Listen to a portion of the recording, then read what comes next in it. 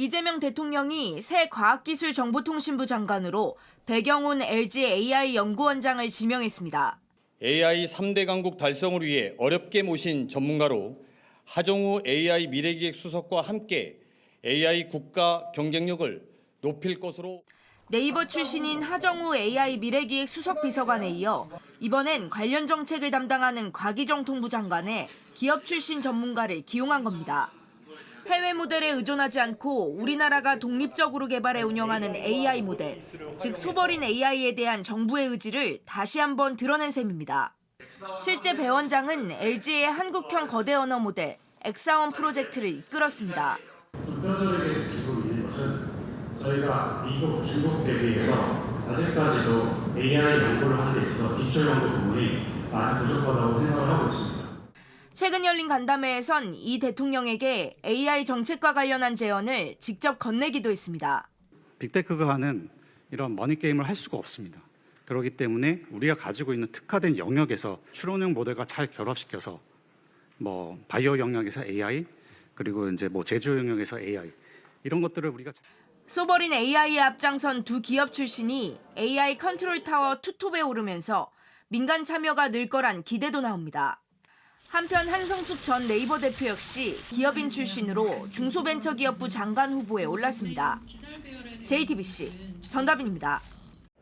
국내 첫 추론형 AI 모델인 LG 엑사원입니다. 우리나라 AI 기술 수준을 다른 나라와 비교해달라고 물었습니다. 좋습니다. 심층 리서치는 이게 시작할 때 한 번 다시 물어봐요. 답을 해주면 됩니다. 잘한다고 하는 모든 국가와 비교해줘. 3분 만에 A4 용지 20장짜리 보고서가 완성됐습니다. 여기엔 미국과 중국 등 주요국 AI 기술과 정책, 또 우리 AI 기술의 강점과 약점이 모두 담겼습니다. 챗GPT에 있는 딥리서치 기능이 이런 수준으로 알고 있습니다. 그래서 아직 이런 거를 측정할 수 있는 지표들이 나오지는 않았는데 계속 비교하고 글로벌 수준으로 계속 가려고 하고 있어요. 엑사원 최신 모델인 3.5는 지난 4월 스탠포드 대학이 발표한 AI 인덱스 보고서에서 주목할 만한 AI 모델로 국내 유일하게 꼽혔습니다. 다만 아직은 그룹 내에서만 활용하고 있습니다. 네이버의 자체 개발 생성형 AI 하이퍼 클로바 X도 토종 AI 대표 주자로 꼽힙니다. 이처럼 우리도 토종 AI 모델을 14개 만들었지만 미국 128개, 중국 95개와 비교하면 턱없이 부족합니다. 소버린 AI는 이처럼 해외 기술이나 서비스에 의존하지 않고 우리나라 안에서 독립적으로 운영하는 AI 시스템을 말합니다. 미국 챗 GPT와 중국 딥시크에 독도는 어느 나라 땅이냐고 물었을 때 대답이 달라지는 것 역시 소버린 AI와 관련이 있다는 겁니다. 해외 모델이 우리나라 인공지능 시장을 독과점 상태로 독점하게 되었을 때는 본인들의 이익을 대변하기 위한 쪽으로 설계를 언제든지 바꿀 수 있다는 거죠. 그런 게 또 잠재적인 리스크라고도 할 수 있습니다. 국방과 외교안보처럼 국가 기밀과 직결되는 경우엔 더 중요할 수밖에 없습니다. 그 무기 각각에 대한 이제 정보들이 다 이렇게 AI를 통해서 제가 활용을 하게 되는데 그런 정보가 고스란히 그대로 넘어가 버릴 수가 있는 거죠. 자체 AI를 가지고 있느냐 아니냐가 그 핵무기를 보유하고 있냐 아니냐에 비견될 정도라고. JTBC 전다빈입니다. 이번에는 또 대기업에서 또 AI 실무하시는 분들이 다 들어가셔가지고 굉장히 좀 특이하다는 생각이 좀 있었는데 하정우 수석 같은 경우가 AI 수석. 예. 네. 여기도 저랑 항상 인터뷰하고 제 주요 취재원 중에 한 분이었어요. 그래요? AI 관련한 거 좀 잘 모르겠으면 물어보고 그러면 항상 이런 거 소개해주고 계시던 분인데 수석으로 가셨고 이번에 그 배경훈 AI 연구원장 LG 쪽 분이 그 과기정통부 맞죠? 과기정통부 장관 후보자가 됐습니다. 네. 그리고 중기벤처부에도 LG 또 원장님 한 분도 걸로 가셨고요. 그러니까 LG가 두 분이 가셨고 한성숙 전 네이버 대표 이분이 중기벤처부 장관으로 갔는데 그 네이버 둘, LG 둘이에요? 그쵸. 두 회사만 너무 밀어주는 거 아니에요? 아니 보통 이렇게 약간 안배하잖아요. 지역 안배하듯이. 아닌가? 기업 안배는 보통은 안 합니다. 아 그래요? 네. 근데 저는 좀 특이하게 봤던 게 그 네. 한성숙 대표님 같은 경우는 장관 후보자죠. 장관 후보자 네. 같은 경우는 사실 IT 쪽 전문 인력이 아니에요. 음. 그분이 네이버에 있을 때 어떤 게 있었냐면은 그 프로젝트 꽃이라 그래가지고 소상공인들에게 뭔가 그 인프라를 제공해주는 그런 이 활동을 많이 하셨습니다. 프로젝트 꽃. 예, 그러니까 예를 들어서 내가 소상공인인데 여기다가 뭐 물류 같은 거 하려 그러면 내가 혼자 하기 힘들잖아요. 네. 그럼 네이버라는 플랫폼 안에 소상공인들을 모아가지고 그걸 하고 이게 결국 실패하긴 했지만 네. 원래 그 계획은 그 미국의 야후재팬이랑 같이 해가지고 우리나라 소상공인들이 만든 물건을 일본에까지 수출을 해주는 그런 거 아니면 전산 시스템 수요 조사 이런 거를 개인 소상공인들이 하기 어려운 활동들 예. 이런 것들을 네이버 차원에서 지원을 하는 서비스들을 많이 했었습니다. 음. 그리고 이제 동대문에 가면은 굉장히 유능한 디자이너들이 되게 많아요. 아 동대문에. 네, 그리고 동대문에 그 디자이너들이 주문만 넣으면은 거기 창천동 인근에 미싱 쫙 있거든요. 네. 그럼 옷 쫙쫙 만들어내요. 맞아. 근데 그들이 결국 부족한 부분들은 마케팅이라든지 영업망이라든지 이런 게 부족했던 건데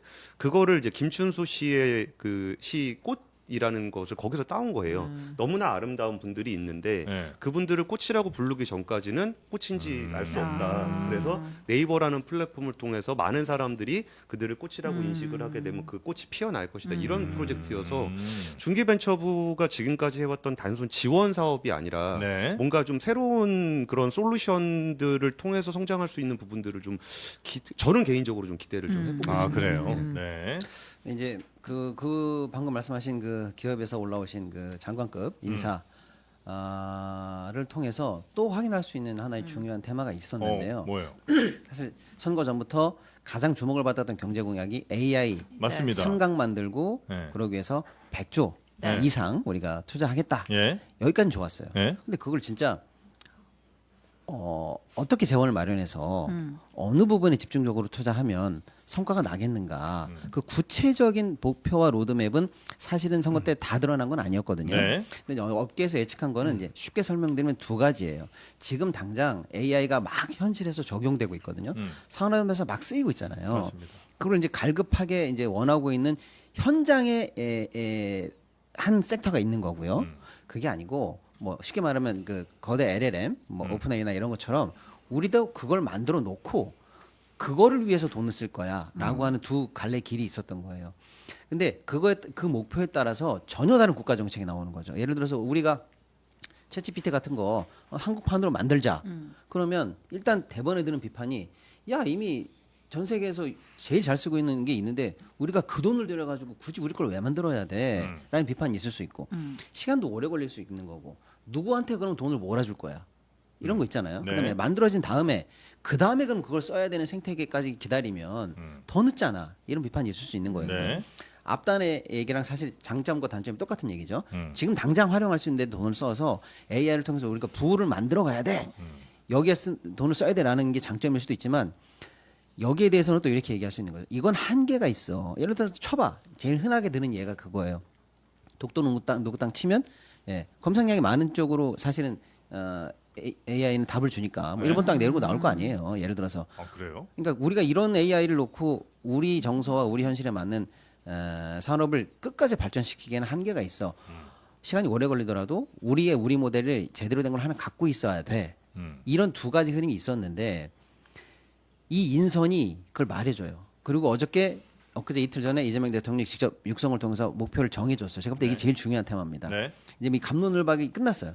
그냥 우리는 소버린 AI 시대로 간다. 소버린으로 간다. 예. 그러니까 쉽게 말하면 한국형 오픈 AI 만들고 독자형으로 챗GPT 간다. 만들고 예. 그 안에서 생태계 만들고 음. 이렇게 하는 방향으로 자원과 뭐 이런 걸 집중하겠다. 그리고 아까 선임된 그 두 분은 평소에 이런 소신을 갖고 있었던 분으로 업계에서는 평가가 돼요. 전문성 더하기.